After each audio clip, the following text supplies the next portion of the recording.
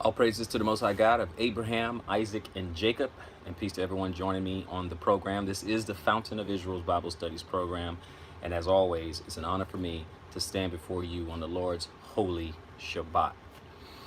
So, we're going to continue in our series as we walk through the Bible. We're basically going to walk through all of Torah, over time, so we can get a complete understanding of what the Bible is trying to tell us in regards to Torah. So this series is called, Walk Through the Bible. I'll do a few more like these, and then I'll go back and forth a little bit with some other lessons, plus, these general walkthroughs that we just read straight through. And in this series, if this is the first one you're watching, hopefully it's not, but if in this series, we just simply read through. Instead of going back and forth, jumping from scripture to scripture, which is how I normally teach. But in this case, I do realize that people learn different ways. Sometimes jumping around, people don't really get the context, or they don't navigate the Bible quite as quickly, and it just not how they are able to absorb the information. And then some people need to know the actual the whole context, meaning the whole chapter. They need to know the whole chapter, the whole book. And so we want to do that because I want to be able to grab various people. With that, let me just simply say that I pray that each and every one of you guys out there are being safe, and that you are protecting, your family, protecting you and yours. And also, I pray that you guys are prepared. Those who saw the signs early enough and they decided to prepare and actually do something about it, and they took this pandemic seriously. I pray that one does that. I pray that all of you guys took heed, saw the writing on the wall, and felt the winds of change, and then they decide to actually take action on that and move out in faith, right? I noticed that a lot of there are plenty of pastors out there who really don't have any answers. They really don't know what to do, what to say, what to tell you guys. And what some, I can't say all, but what some tend to do is revert to the same old, just kind of making you feel better, move on your emotions, right? And it's really not time for that. It's not time for that. I've asked a question multiple times, and I'll ask it again. When it comes to disaster and calamity, did Noah and Joseph panic or prepare? Because that's really what it comes down to. And what we should be doing is preparing. And so you say, well, Pastor Robert, what do you mean? Well, preparing is exactly what the Father had many of his prophets do when calamity would strike. Even in Exodus, right? Disaster was coming. Plagues were coming. Okay, plagues were coming. And one of the last plagues, the death angel, he was saying, okay, put the blood of the lamb on a doorpost, right? That's preparing, right? That's preparing for something bad that's about to come. And in that case, it was the death angel, right? So preparing isn't just, getting a can of food, but it's just preparing for what is to come. And so in that instance, the death angel was coming, and the only way to be prepared is if you had the blood on the doorpost. That was the only way, right? So it comes down to, are you going to panic, or are you going to prepare, right? Noah had to prepare. He had to prepare an ark. Okay, Joseph, he had to prepare. He had to prepare to store up provisions. He had to prepare a storehouse so that they can weather the storm of a famine. And so my advice to you guys is to prepare. Right now, you're in the heart of it, you're in the thick of it. Obviously, all these things should have been done before, but this is only one plague. There are going to be other things to come down the pike, right? And so it's not about going to Sunday church and just simply praying and all. It's not about that, folks. It's about you actually taking practical steps. And what I mean is that when this is over, when the smoke clears, okay, it is imperative that you prepare yourself, whether you're going to come out into a country setting you know, an off-grid setting, or if you're going to be in the city, you're like, well, that's just what I'm going to be. Well, then you know you need to be better fortified. You know you need to be better prepared. You know, you need to, whatever the provisions that you get, you know, food and first aid and water and things like that, whatever you get, backup power, whatever you decide to get, you also need to be able to secure it, because it's just practical. I'm just not one of those type of people that go on just simply feelings and emotions and just say, hey, you know, the Lord will provide, and you know, that's it. I mean, we see men of the Bible and women of the Bible, they prepare, they actually did something in faith, because faith is an action word and not just a feeling that we all get. um, so that's what I pray for you. I pray that you guys actually, you know, take this thing serious and learn from this experience, and understand this is just the tip of the iceberg. Okay, I'm not trying to scare you or anything like that. I'm trying to actually prepare you. This is the tip of the iceberg. I know personally, I look at a few things and I realize, man, there's a lot of things that I need to get done. A lot of things I need to get done. And this serves as a precursor. This gives me an idea. It's also a preview. It gives me an idea of some of the things that I need to do, I need to shore up.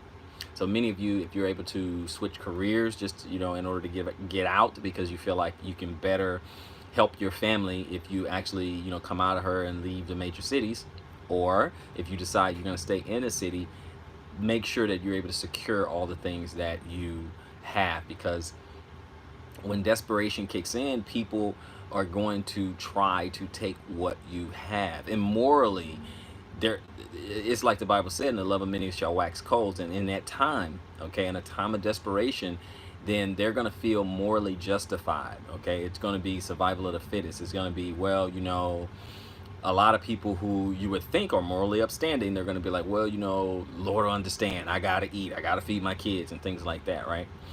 So just understand that your surroundings, you know, how well can you secure or hide in plain sight, or how well can you protect yourself. It really comes down to that. So those are really your options. Your options are really to come out of the city and maybe form a mag, or get into community or something like that, like-minded people who have your back, you have their back, you have their back, they have your back. Okay, quid pro quo, a mag or something like that, or get into a community or something like that. Now, some people, like I said, some people are Israelites and some people are individualites. They want to go at it by themselves. They you know, it's just lone wolf. Okay, they're just a Ronin. Okay, that's fine.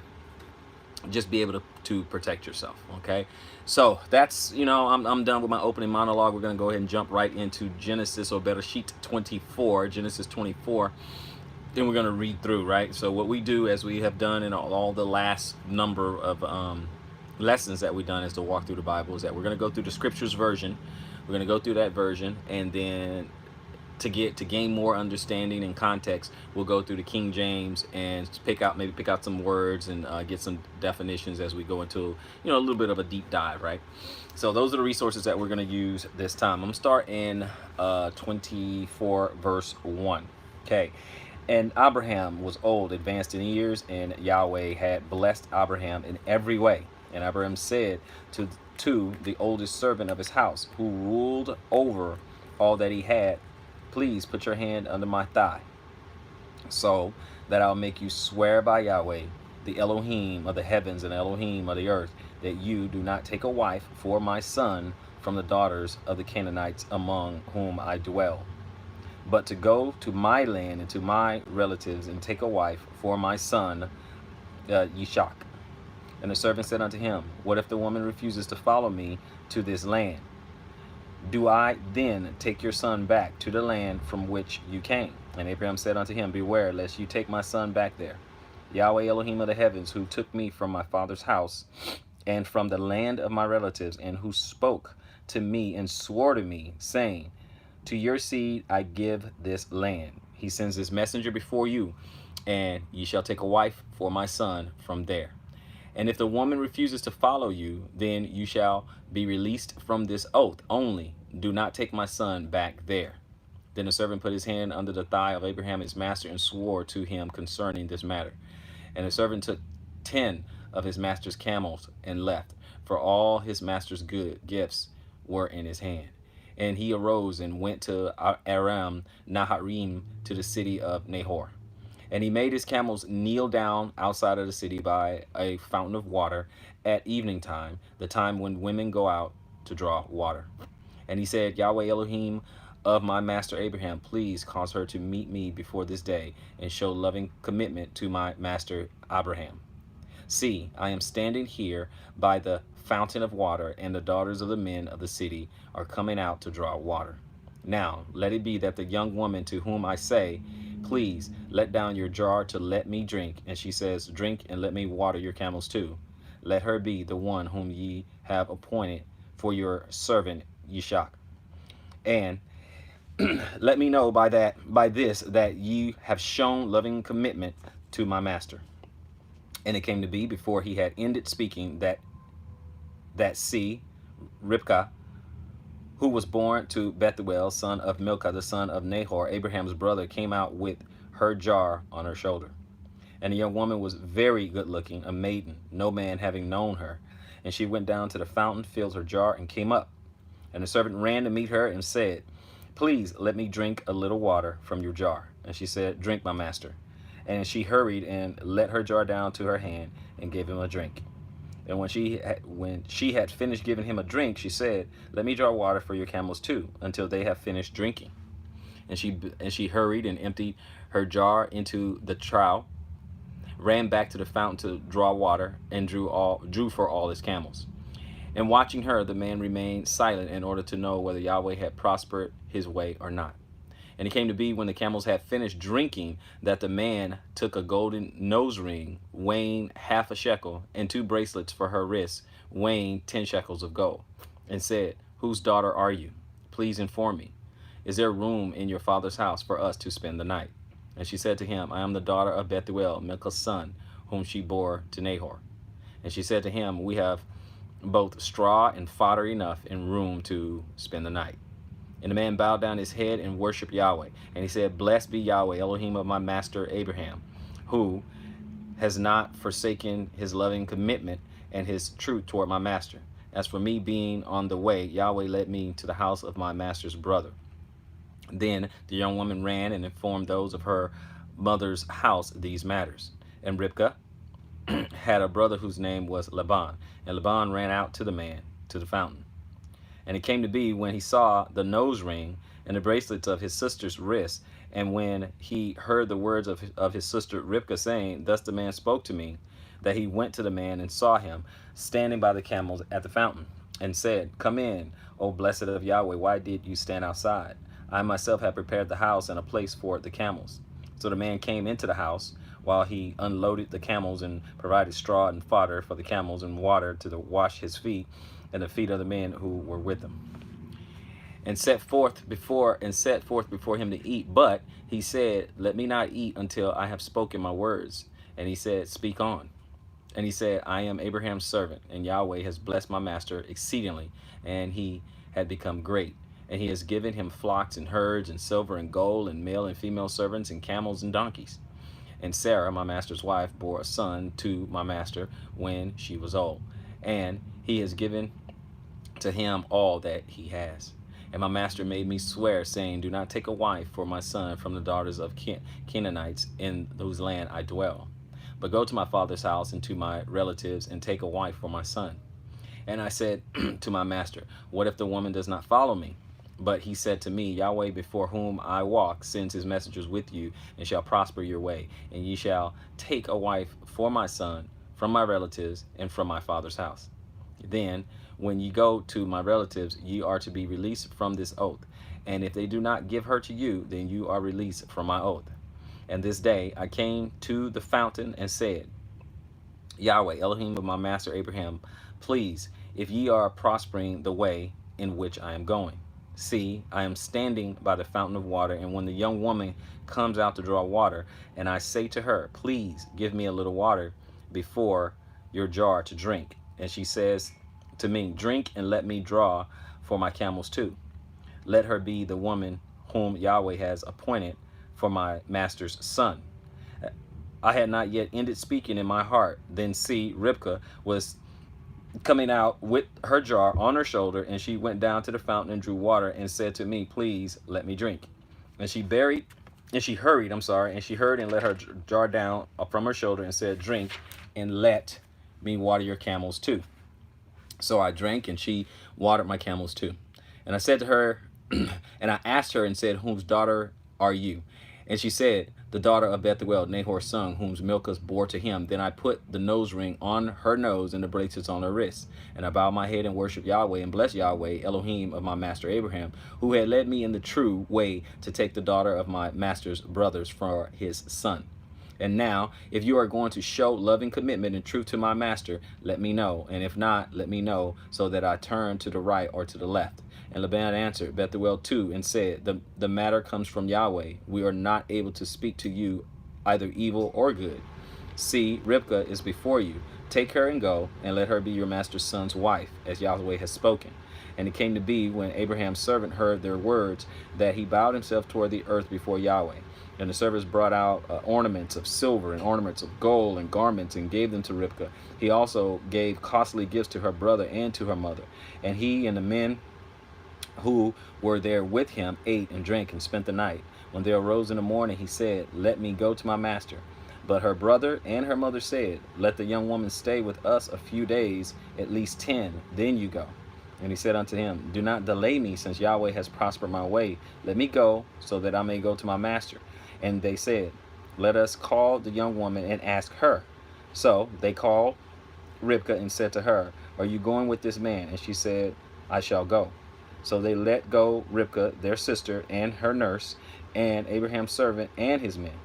And they blessed Rivkah and said to her, let our sister become the mother of thousands of 10,000s, and let her seed possess the gates of those who hate them. And Rivkah and her young women arose, and they rode on the camels and followed the man. So the servant took Rivkah and left.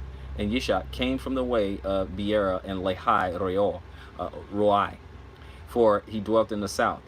And Yishak went out to meditate in the field in the evening, and he lifted his eyes and looked and saw the camels coming. And Rivkah lifted her eyes, and when she saw Yishak, she dismounted from her camel. And she said to the servant, who is the man walking in the field to meet us? And the servant said, it is my master. So she took a veil and covered herself. And the servant told Yishak all the matters he had done. And Yishak brought her into his mother Sarah's tent.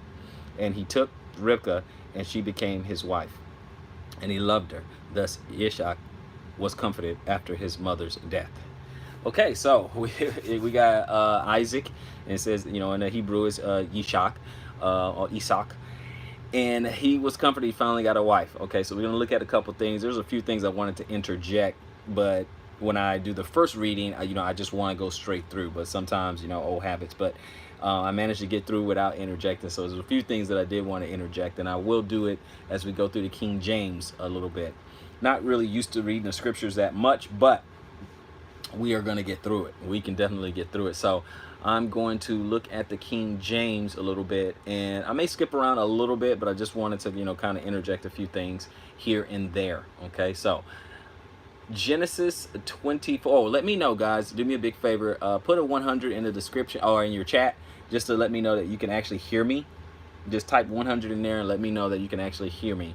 I would hate to be doing all the reading and the talking and nobody can hear what a word I'm saying. So just give me a 100 if the volume is okay in the chat.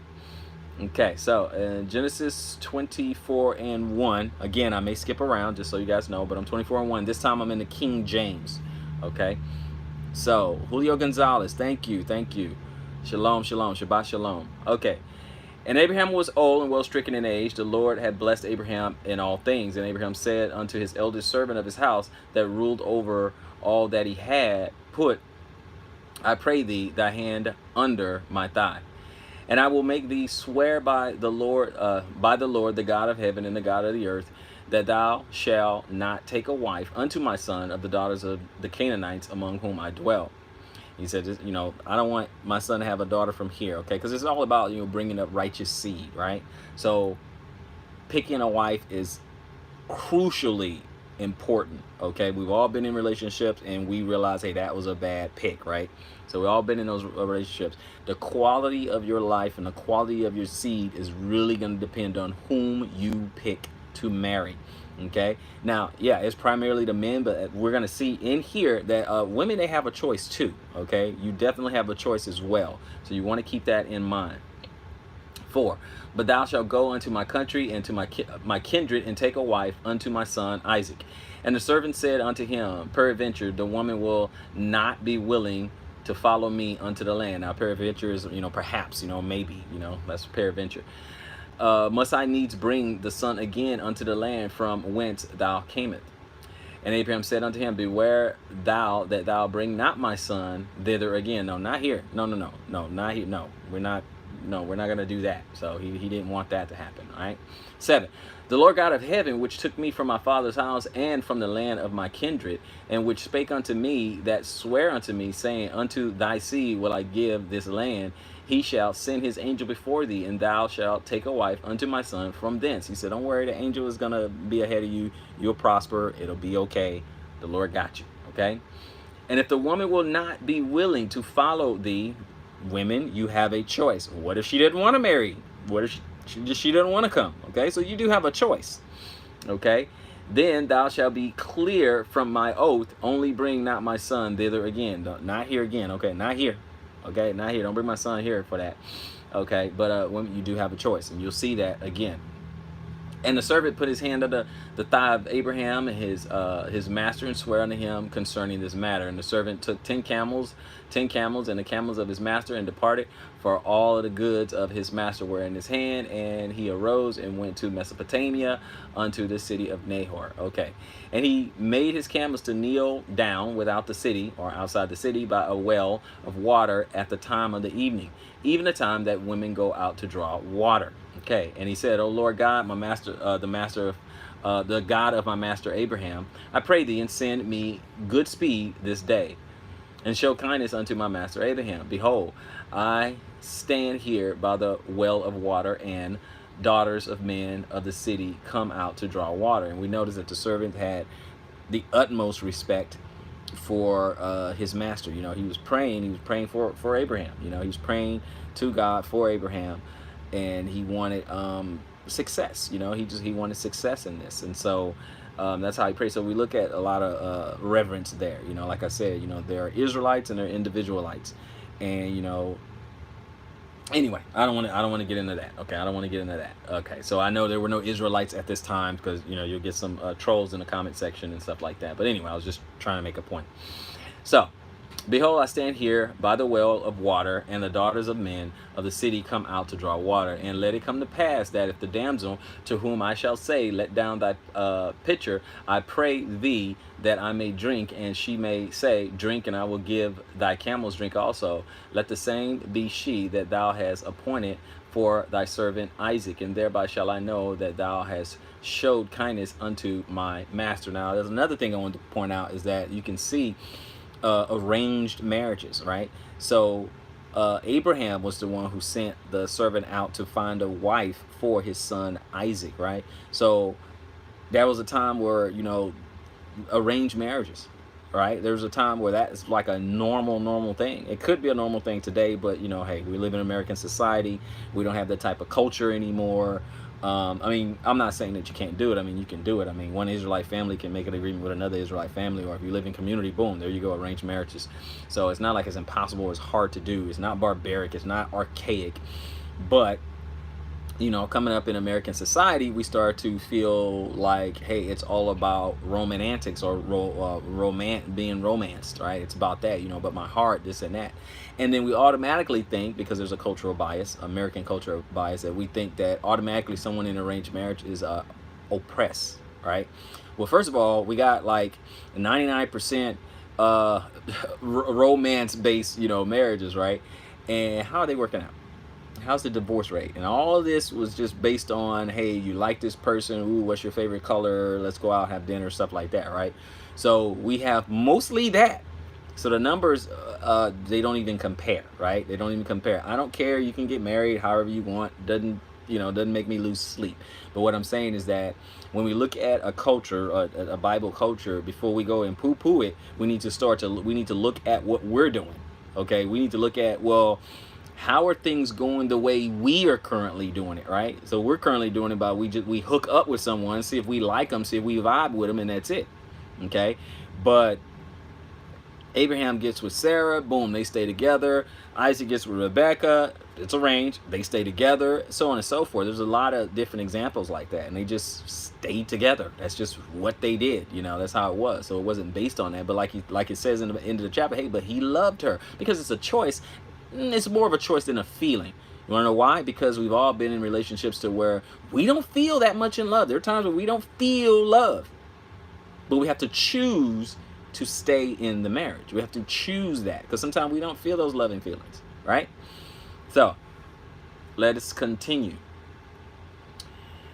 16, and the damsel was very fair to look upon, a virgin, neither had any man known her, meaning no one had slept with her. She has not been defiled, okay? Slept with nobody, slept with her. And she went down to the well and filled up her pitcher and came up, and the servant ran to meet her and said, let me, I pray thee, drink a little water of thy pitcher. And she said, drink, my lord. And she hasted, and she let down her pitcher upon her head and gave him to drink. And when she had done giving him drink, she said, I will draw water for thy camels also until they have done drinking. And she hasted and emptied her pitcher into the trough, and ran again unto the well to draw water, and drew for all his camels. And the man, wondering at her, held his peace, to wit, whether the Lord had made his journey prosper or not. So he was wondering. He's like, you know what? I'm not going to say anything, because I want to see if this is of the Most High, or the God of Abraham. I want to see. Let me just see if this is the real deal. I don't want to interfere. I don't want to say nothing. Let me just see if he's going to make this journey prosperous for me. 22, and it came to pass, as the camels had done drinking, that the man took a golden earring of half a shekel's weight. Okay, so right there, because you got some brews out there who be like, okay, jewelry is, of the devil. You can't wear jewelry or something. But but anyway, I can go to a lot of different places where they had jewelry. Jewelry is not inherently evil, but you got people like, no jewelry, you can't wear jewelry. So I don't get that, but whatever. Okay, so why did the father of our faith give as gifts jewelry? Okay, bracelets, earrings, nose rings, things like that. Okay, well, anyway. Okay, so let's see. 22, and it came to pass, as the camels had done drinking, that the man took a golden earring of half a shekel weight, and 2 bracelets for her hands of 10 shekels weight of gold. Wow. She got drip. And said, whose daughter art thou? Tell me, I pray thee, if there's room in thy father's house for us to go lodge. Do you have room in your father's house that we can stay overnight? And she said unto him, I am the daughter of Bethuel, the son of Milcah, which she bare unto Nahor. She said, moreover, unto him, we have both straw and provender enough, and room to lodge thee. We got room, come on over.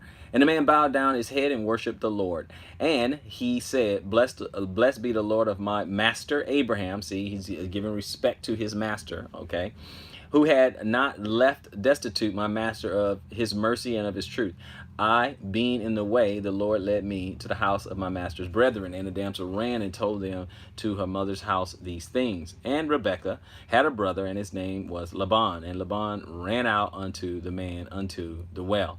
And it came to pass, when he saw the earring and the bracelets upon his sister's hand, and when he heard the words of Rebekah his sister, saying, thus spake the man unto me, that he came unto the man, and behold, he stood by the camels at the well. And he said, come in, thou blessed of the Lord. Wherefore standest thou without? Like, why are you standing outside? For I have prepared the house and room for the camels. Okay, I got this place ready for you. Gonna hook you up. And the man came into the house, and he ungirded his camels, and gave straw and provender for the camels, okay, food, and water, and water to wash his feet. Let's look at provender, because we said we're supposed to look to the strong, so let's go ahead. Okay, mishpo, okay, fodder or feed. Okay, so he gave feed to the camels. Okay, and water for his feet, and the men's feet that were with him. And there was set meat before him to eat, but he said, I will not eat until I have told my errand. And he said, speak on. He said, I'm not going to eat until I tell you what I'm here for, right? And he said, I am Abraham's servant, and the Lord had bless my master greatly, and he is become great, and he has given his flocks, his herds, his silver and gold, and men servants and maid servants, and camels and asses. And Sarah, my master's wife, bare a son to my master when she was old, and unto him had he given all that he had. And my master made me swear, saying, Thou shalt not take a wife to my son of the daughters of the Canaanites, in whose land I dwell. But thou shalt go unto my father's house and to my kindred, and take a wife unto my son. And I said unto my master, Peradventure the woman will not follow me. And he said unto me, The Lord before whom I walk will send his angel with thee, and prosper in thy way, and thou shalt take a wife for my son of my kindred and of my father's house. You see how they recount something and they tell you exactly, right? They just, this is what it is. This is what was said. This is how it went down. And they just, it reminds me of even in the New Testament after Acts chapter 10, then you go look at Acts chapter 11, and you pretty much recount that thing all over again, right? Okay, and 41, and thou shalt be clear from my oath when thou comest to my kindred, and if they give not thee one, thou shalt be clear from my oath. Okay, so okay, let's see. Okay, I'll get to that. We'll towards the end. You guys keep making your comments. Keep putting it in there. We'll do a roll call after we're done, so I can see who's in the chat, because it obviously on this screen it'll flash on the screen, then it goes away after a couple seconds. But yeah, you guys keep chatting, giving examples or whatever, and we'll go through a roll call at the end. Okay, so y'all just keep putting it in there. I want to hear it. I want to read it, and I want to engage with you guys. Okay, so we will do a roll call at the end. Oh, and don't forget, anybody else that just go ahead and share them. Let them know, hey, Fountain of Israel is live, and have them join us on here and join us in the chat. Okay, they're not doing anything. There's a pandemic outside. They're not doing anything. So go ahead and share with them. Let them know. Okay, so behold, I stand by the well. Okay, let's see. 43. Behold, I stand by the well of water, and it came to pass that when the virgin came forth to draw water, and I say to her, Give me, I pray thee, a little water of thy pitcher to drink.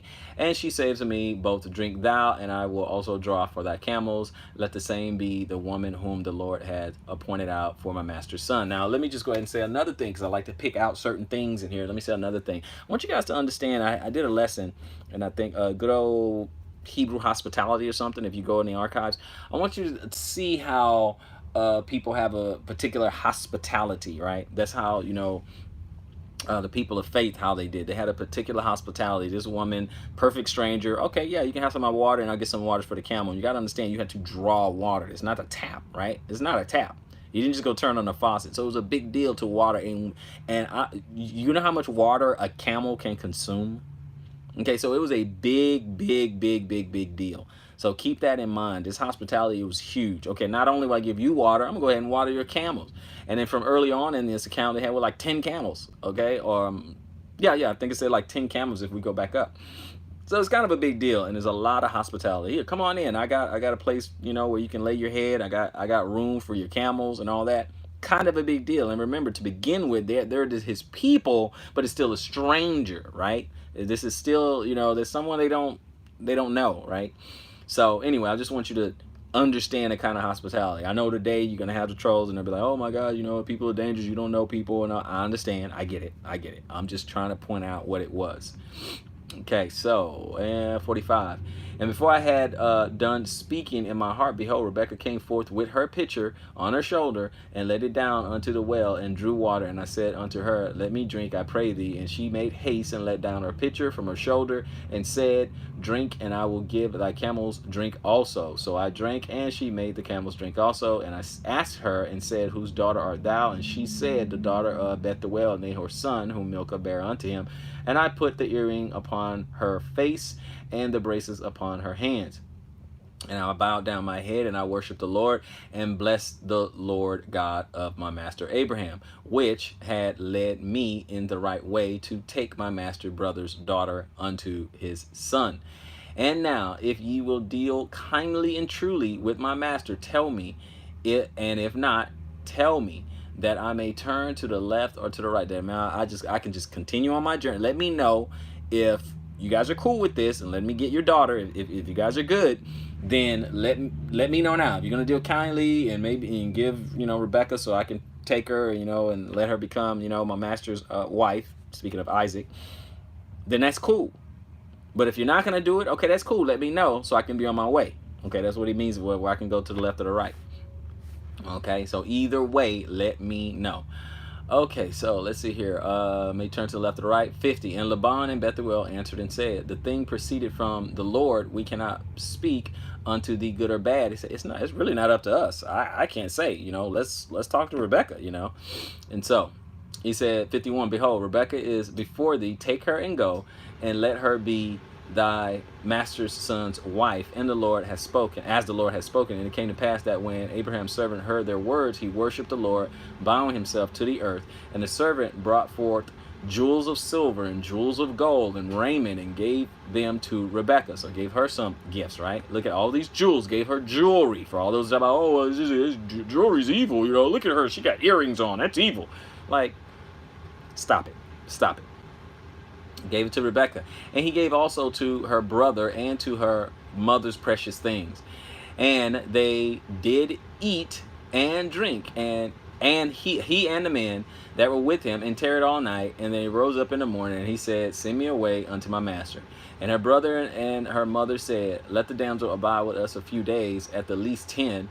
After that, she will go. I said, well, let her stay with it. It was probably emotional. They're like, oh, man, I don't want to see her go. Come on, let's wait a little longer, stay a little long, chill, relax, and all that. Okay? 56, and he said unto them, hinder me not, seeing the Lord had prospered my way, and me away, and send me away, that I may go to my master. And he said, we will call the damsel and inquire out of her mouth. We're going to see what she has to say about it, right? And they called Rebekah, and they said unto her, will thou go with this man? And she said, I will go. She's like, I'll go. And they said, and they sent her away, sent Rebekah, their sister, and her nurse. Okay, so she had a handmaid, a nurse. But I'm going to look up nurse right here. Yanok, okay. A suckle, a nurse, okay, to suck, oh yeah, like to nurse something. Suckling babe, okay, to give nurse, to nurse, or a nurse. Nursing woman, nurse, okay, so basically a nurse. Someone who took care of her health, right? So it was an actual nurse. Okay. So Abraham's servant and his men. And they blessed Rebekah, and said unto her, thou art our sister, be thou the mother of thousands of millions, and let thy seed possess the gate of whom? Of those which hate them, okay? And Rebekah arose and her damsels, and they rode upon the camels and followed the man. And the servant took Rebekah and went his way. And Isaac came from the way of the well of Lehorai, for he dwelt in the south country. And Isaac went out to meditate in the field at the eventide. And he lifted up his eyes and saw, and behold, the camels were coming. And Rebekah lifted up her eyes, and when she saw Isaac, she lighted off her camel, and she dismounted. And she said unto the servant, what man is this that walketh in the field to meet us? And the servant had said, it is my master. Therefore she took a veil and covered herself. So again, another thing that the women did back then, they covered themselves. Okay, she took a veil, she covered her head, she covered themselves to present herself unto her future husband, or that real very, very near future husband. And covered themselves. So we're looking at a few things. We saw hospitality, and we saw hospitality left and right. We saw jewelry, not evil. Okay, you got people out there saying jewelry is evil, and this is not the only place. They came out of Egypt with great substance, and they said they had jewelry and earrings and bracelets and stuff like that. And then when you look at the account of when they start to make idols, right? Because people want to use that, right? But we got jewelry. Okay, bracelets, earrings, nose rings, all that stuff. We have that now, before there's in Israel, because what they do is they take the Exodus account, and then they say, oh, well, see, they had Aaron, they took off the jewelry and their nose rings and their earrings and all this other stuff, and then they made the golden calf. That didn't make jewelry evil. What they did was evil, worshiping another god. The part that was bad was the worshiping another god, or making an idol. That was the bad part, making an idol. Okay, you can make an idol out of anything. It didn't have to be jewelry. You can make an idol out of a video game. Okay, it didn't have to be jewelry. So jewelry isn't inherently evil, right? So, people just want to make it like that's wicked. Not so. Okay, not buying that. Not so. Okay, so she asked, and then she covered herself in 66, and the servant told Isaac all things that he had done. And I'm glad he didn't have to recount that story again. Okay, in 67, and Isaac brought her into his mother Sarah's tent and took Rebekah, and she became his wife. And he loved her, and Isaac was comforted after his mother's death. Now, let me tell you something that happened. I did another lesson, and we're talking about, you know, what constitute a marriage. Okay, so there's three things that constitute a marriage, brothers and sisters. Okay, it is agreement, witness, and consummation. Agreement, witness, consummation. So obviously, you read this chapter again. We just read it twice. Okay, we have agreement, right? So you have the servant talking to the woman at first, trying to establish like an agreement. That's why he gave her some gifts. Okay, gave her, you know, the earrings and the bracelets and stuff like that.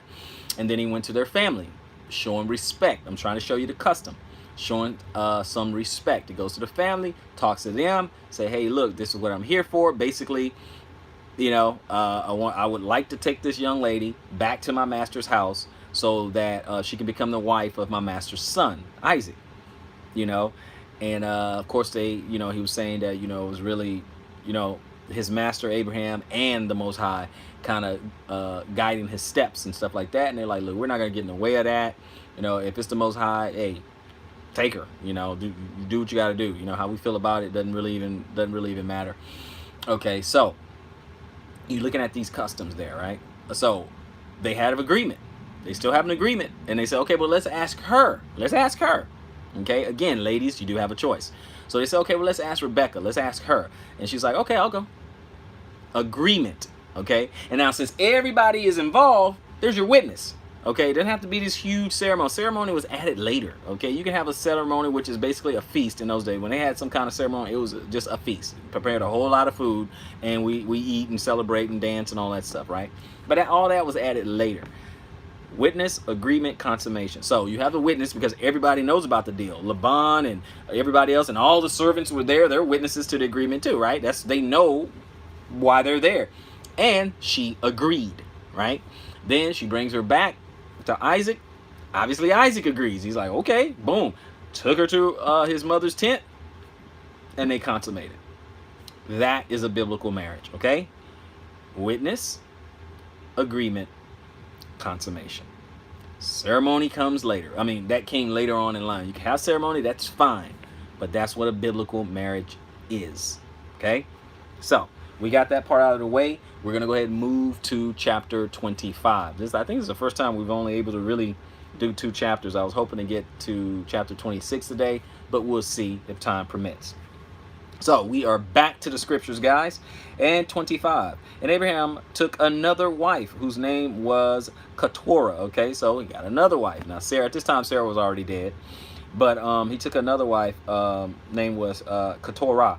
And she bore him Zimran and Yokshan and Medan and Midian and Yishbak and Shua. Okay, we'll read that in the King James a little bit later. But remember, Abraham is already old. He's already over 100. And he's having babies.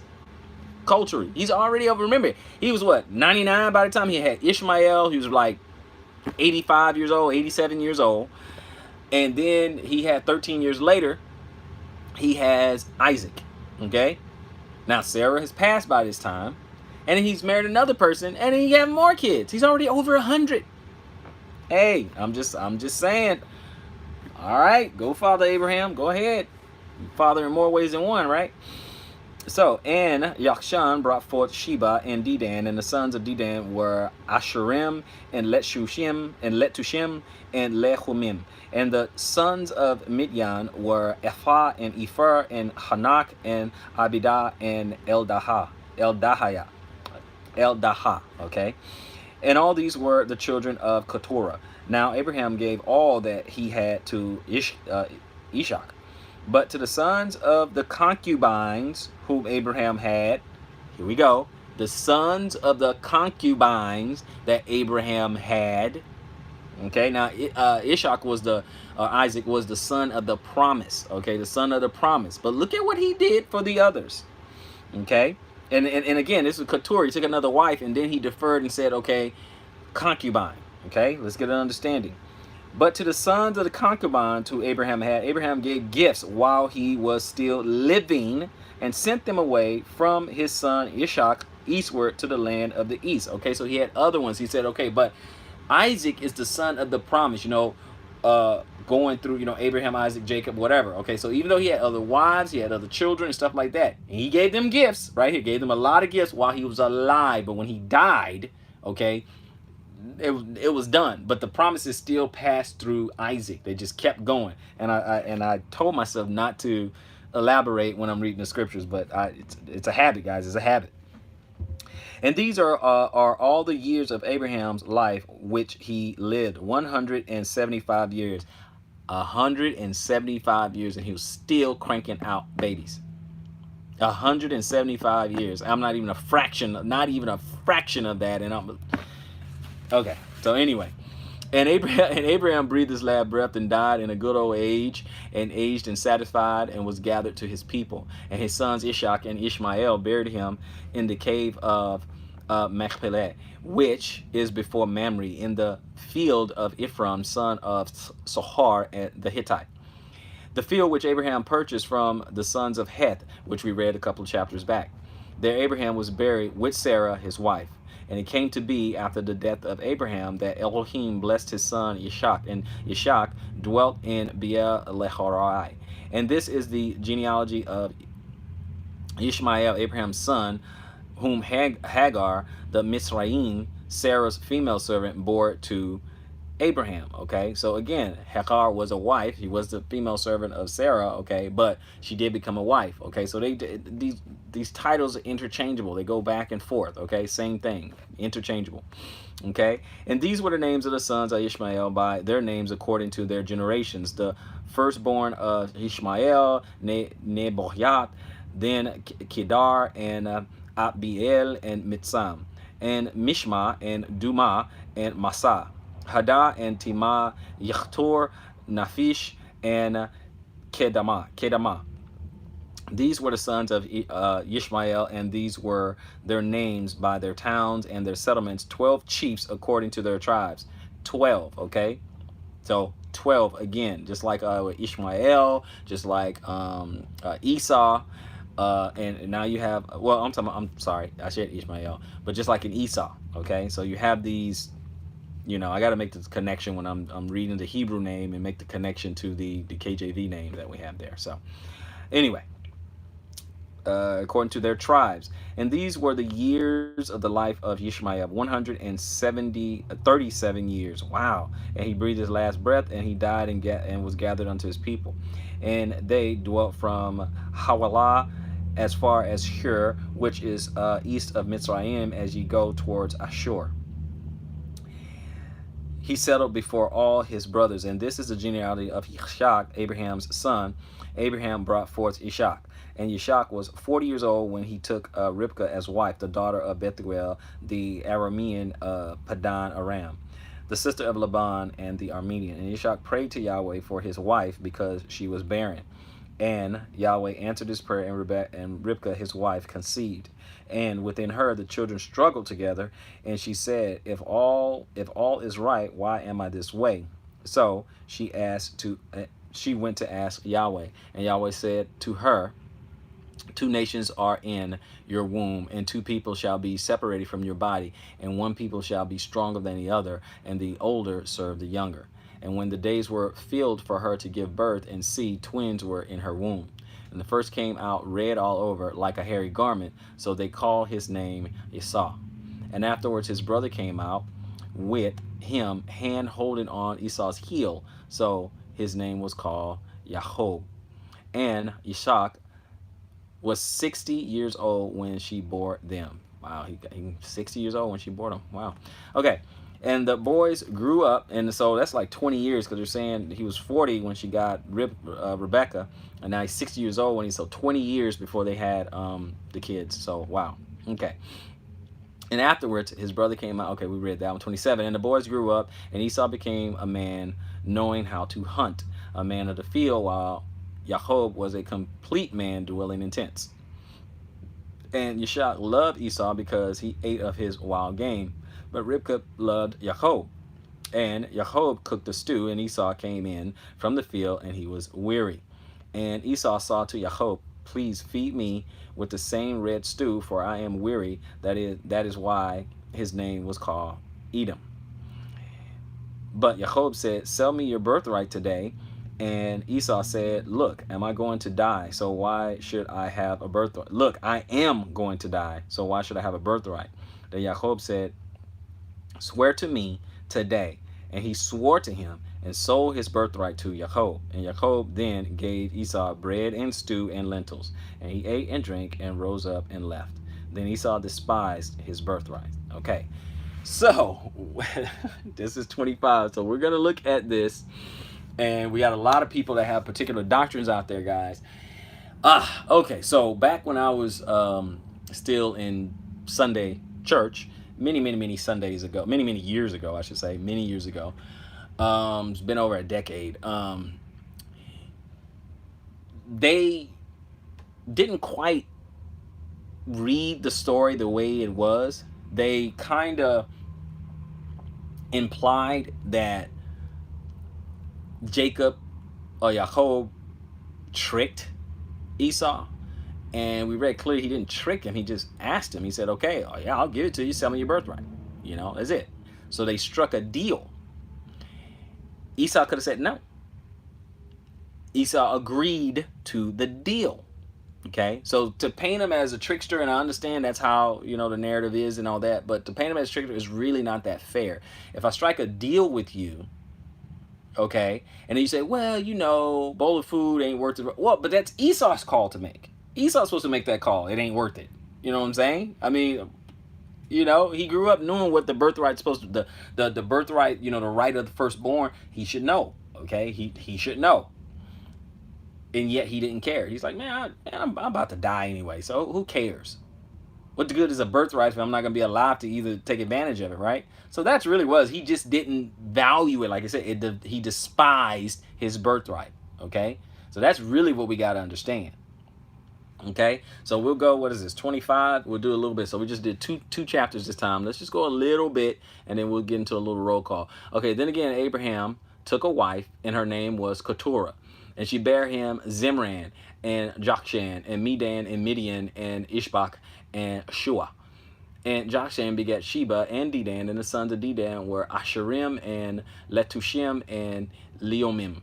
And the sons of Midian, Ephah and Epher and Hanach and Abidah and Eldaha. All these were the children of Keturah. And Abraham gave all that he had unto Isaac, because he was the son of the promise. He gave everybody. Okay, I mean, he gave everything to Isaac. But unto the sons of the concubines which Abraham had, okay, so let's go, concubine, okay, concubine, Pelegesh, concubine, paramour, okay, concubine, okay, that's what it is. And they had kids for him, okay, which Abraham had. Abraham gave gifts, and he sent them on their way. Okay, let's see, gifts, matana, okay, matana, gift, present, okay. Gift, whatever the gift, and we know he had a lot of substance. So we know what he gave, you know, Rebecca. Okay, we know we sent them, so we can extrapolate right there without a reach, without a stretch. This is what he gives. So let's just assume he did something again, something that he did before. Okay, so he gave gift and silver and gold and, you know, all that stuff. So he took care of business there. He gave Abraham gave gifts and sent them away from Isaac his son, while he yet lived eastward unto the east country. So Abraham was like, okay, but I don't want y'all to, you can't just stay right here, live together, okay? We got to give Isaac some elbow room, okay? We don't want to mess up what's promised here, okay? So that's what we want to do, okay? And these are all the days of the years of Abraham's life, which he lived 115 years. Okay, so scores 20 years, so 175. Okay, saying 175. Let's see here. There we go. Number 8. Then Abraham gave up the ghost, and he died in a good old age, an old man and full of years, and was gathered to his people. And his sons Isaac and Ishmael buried him in the cave of Machpelah in the field of Ephraim, the son of Zohar the Hittite, which is before Mamre, which we read that a lesson or two ago. The field which Abraham purchased of the sons of Heth, there was Abraham buried, and Sarah his wife. And it came to pass before the death of Abraham that God blessed his son Isaac, and Isaac dwelt by the well Lehorai. Now these are the generations of Ishmael, Abraham's son, who Hagar the Egyptian, Sarah's handmaid, bare unto him. And these are the names of the sons of Ishmael by their names according to their generations. The firstborn of Ishmael, Nebajoth, and Kedar, and Abiel, and Mitsam, and Mishma, and Duma, and Masa, and Hadar, and Tema, and Jetor, and Naphish, and Kedama. These are the sons of Ishmael, and these are their names by their towns and by their castles, 12 princes according to their nations. Okay, so that became 12 princes there. Okay, so that became a nation. And these are the years of the life of Ishmael. Look like 12 seems to be the magic number to start a nation, but you know, it doesn't have to be. Doesn't have to be. I'm not gonna do that because someone's gonna say, "Oh no, brother, this person over here they had 8," and you know, so I don't want to. Not gonna go there. It's just a thought. And they dwell from Havilah unto Shur, that is before Egypt, as thou goest towards Assyria, and he died in the presence of all his brethren. And these are the generations of Isaac, Abraham's son. Abraham begat Isaac, and Isaac was 40 years old when he took Rebekah to wife. So he was 40 when he took Rebekah to wife, the daughter of Bethuel the Syrian, and of Padanaram, the sister of Laban the Syrian. And Isaac entreated the Lord for his wife because she was barren, and she could not have a child. And the Lord was entreated of him, and Rebekah his wife conceived. Okay. And the children struggled together within her, and she said, "If it be so, why am I thus?" If this is supposed to happen, then why am I having all these troubles? What is going on? And she went to inquire of the Lord. So she went to pray. And the Lord said unto her, 2 nations are in thy womb, and 2 manner of people shall be separated from thy bowels. And the one people shall be stronger than the other people, and the elder shall serve the younger. Okay. And when her days to be delivered were fulfilled, behold, there were twins in her womb. And the first came out red all over like a hairy garment, and they called his name Esau. And after that came his brother out, and his hand took hold of Esau's heel, and his name was called Jacob. And Isaac was 80 years old when she bare them. So 20 years later, 80, 1 score is 20, and my goodness. So 20 years later, so he's 60 by the time he's having, you know, them. Okay.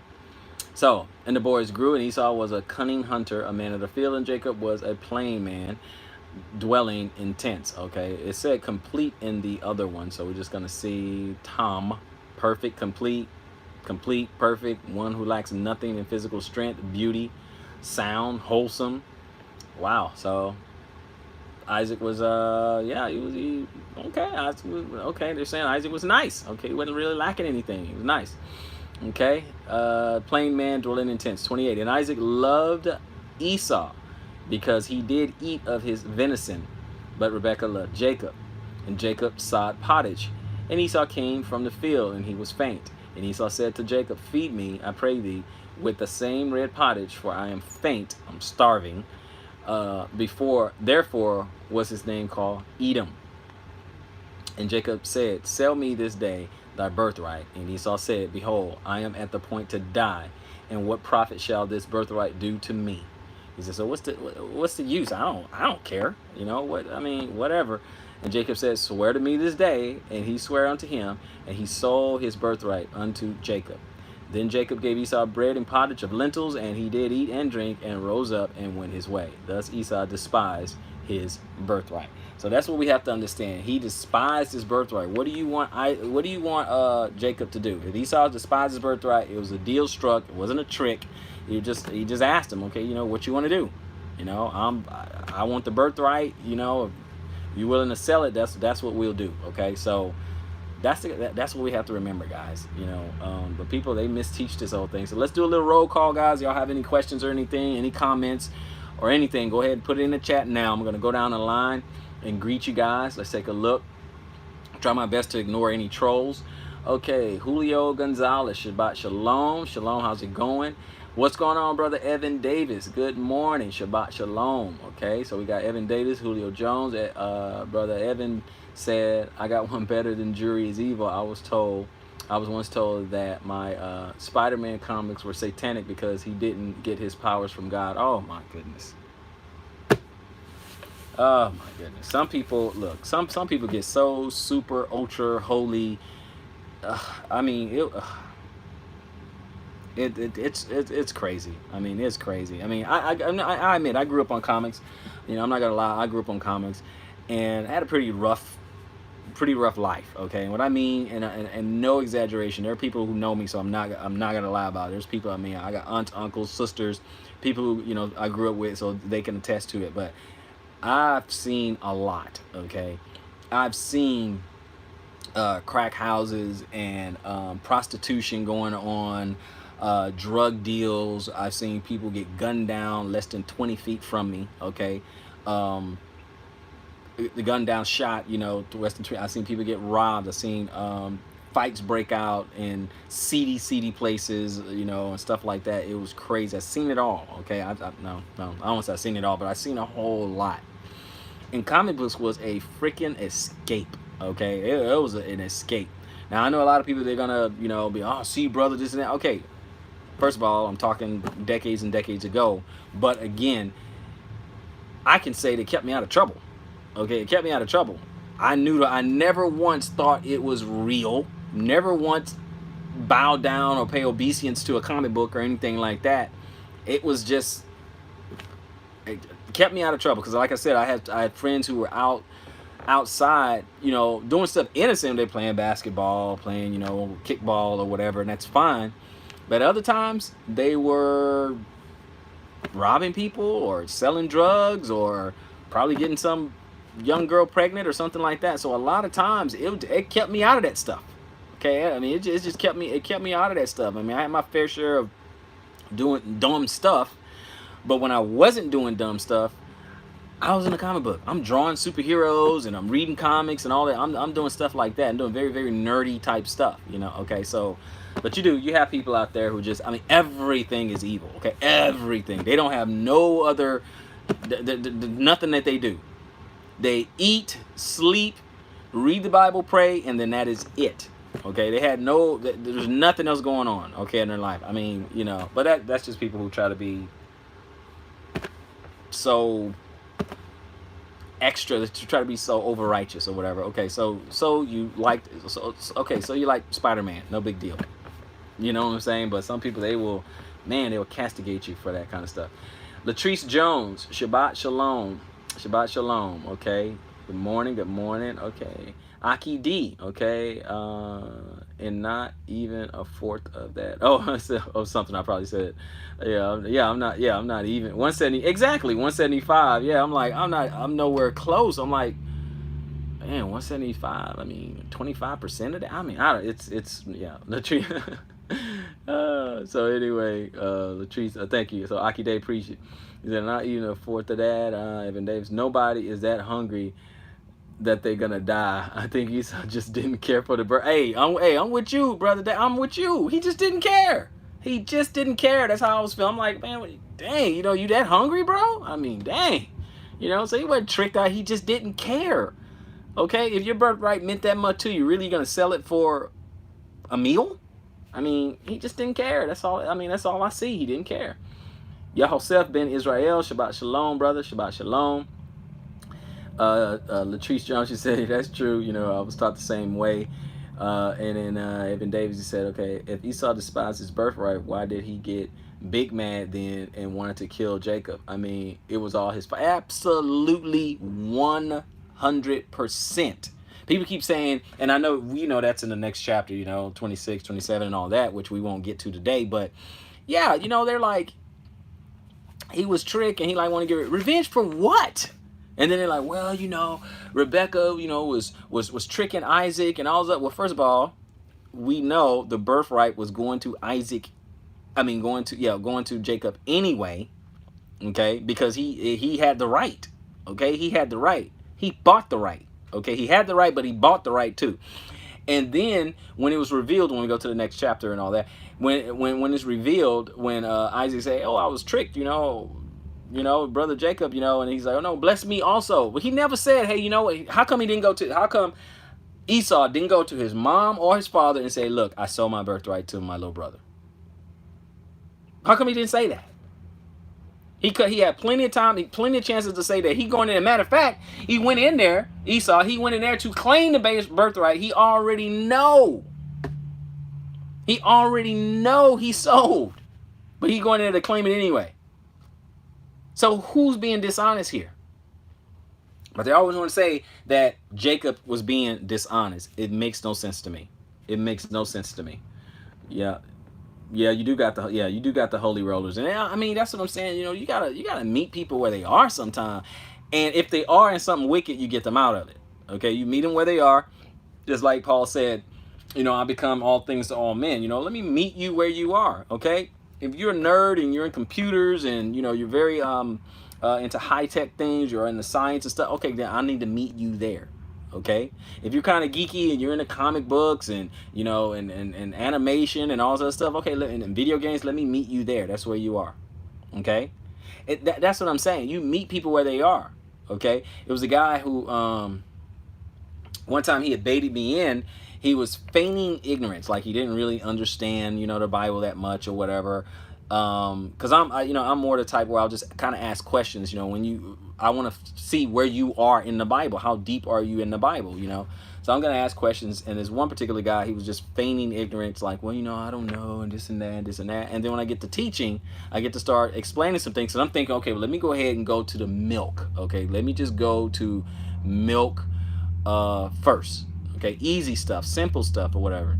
And then all of a sudden, he knew a lot. All of a sudden, he had all these more advanced and depth and meat type stuff. And I'm like, but you pretended like you didn't know anything. So he just wanted to kind of bait me into like some kind of back and forth, the debate and all this other stuff, you know. So, you know, no big deal. So you want to, you know, I want to meet people where they are. You know, if they want to go in a deep theological discussion, that's fine. But just be honest and upfront with where you are. Okay, what are your thoughts? What is it? Because I hate when people ask, well, what do you think about this and that? Well, tell me what you think. Okay, tell me what you think. Because a lot of people are already convinced in their own mind. Okay, if you don't have no thoughts on it, you don't know what to think or whatever, okay, that's fine. But if you already have a thought, okay, you can be like, well, I don't think, you know, Jesus or Yeshua, I don't think he's a Messiah. Or okay, then you tell me. Okay, tell me what you think. Tell me where you are. Okay, I'll tell you why I think he is. You tell me why you think he's not. Okay, let's lead with that. That way I know exactly where you are instantly, and that's fine. That's fine. You're the one asking me a question, so I have a right to know why are you asking me this question and where are you? Tell me what you think. I don't want to say something and you want to take pot shots at whatever I'm saying. Okay, it's just you're trying to goat somebody, it's bait someone into a debate. You know. Also, if you want to debate, just straight up say that. Hey, I'm looking for a debate. You know, how hard is that? I just don't like the subterfuge. I just like people being straight up. Let's see here. Evan Daisy said, I honestly think Esau thought there was another blessing to be had behind the birthright. I think so. You know, I think so. And understand how these blessings are passed on, these words, you know, that are spoken. He spoke these words unto Jacob, right? And then when Esau come, he like, I got nothing for you. You know, I got nothing for you. So that's how powerful the words are. Remember that. Very, very, very powerful. Our words are very, very powerful. That's another thing that we can plug. Well, you know what? That's in the next chapter. We didn't really get to that right there, but it's very, very, very powerful. Okay, our words, and we're gonna learn that. Okay, speak a righteous word spoken over you. Okay, righteous prayer prayed into the Most High when you petition the Most High. Okay, you gotta do this in faith, and you just gotta believe, and it's in His timing. Okay, Rebecca and Isaac had to go 20 years before they had Esau and Jacob. 20 years. Now, how patient are you? Okay? 20 years. Well past, you know, childbirth, well past that. 20 years. So you really, really have to think about that. Okay? You really got to think about that. Be very, very patient. It is in the Most High's hand. Okay? And we're talking about that. And we already know how long Sarah waited before she got pregnant. Okay? I mean, she's like 90 years old or something. So because you got to wait a few months here and there, that's nothing. You got to wait 1 year, that's nothing. Drop in a bucket. If it's meant to be, it is going to happen, and it's going to happen in the Most High's time. All right, guys. So, all right, I don't see anything else in the thread. I hope you guys are staying safe, staying away from everybody. Okay, just stay away from everybody. Don't don't come into contact with people. Social distancing. This is a time that we have to have our head on a swivel. And let me just go ahead and encourage you guys and let you know this too shall pass. It really is. Now, do I think this is the last thing? Do I think this is the big thing? No, this is just the beginning. Okay, this is just the beginning. This will pass, and then something else is coming down the pike. Okay, that's why you see me kind of move and more of a message of come out of her, my people, and getting prepared and things like that. I know a lot of ministries, they don't, they're not really into that or whatever, and that's fine. Okay. Do I think righteous people are going to be outside the city? Yes. Do I think some righteous people will still be in the city? Yeah. God may call them to do that. They may be right in the spot where the Most High want them to be. What is your calling? What prompting do you hear? For me personally, I hear him telling me to leave the city. Okay. But that doesn't mean he's telling everyone the exact same thing. Okay. So it's up to you. That's up to you in your prayer life, and you pray to the Most High what he would like you to do. Where does he want you to be? That's what your prayer should be about, okay? He could be telling me something different, telling you something a little different, okay? I mean, nothing to do, with sin, of course. He's telling all of us not to sin, but what I'm saying is that as far as what direction we're going to go in, it's up to you, okay? Does that mean that the Most High is only going to deal with people only in one state? No, that he can deal with someone in New York, he can deal with someone in Texas, California, Montana, Arkansas, Arizona, North, South Dakota. It doesn't matter. He can deal with you anywhere. He can use you wherever you are. He can use you. He can deal with you and put you in position, because that's really what it's all about. Okay, you being in the right position, wherever that position may be. You have to be in the right position. You guys stay safe out there, and as always, I hope someone has been edified. So until next time, search the scriptures, improve all things. Shalom.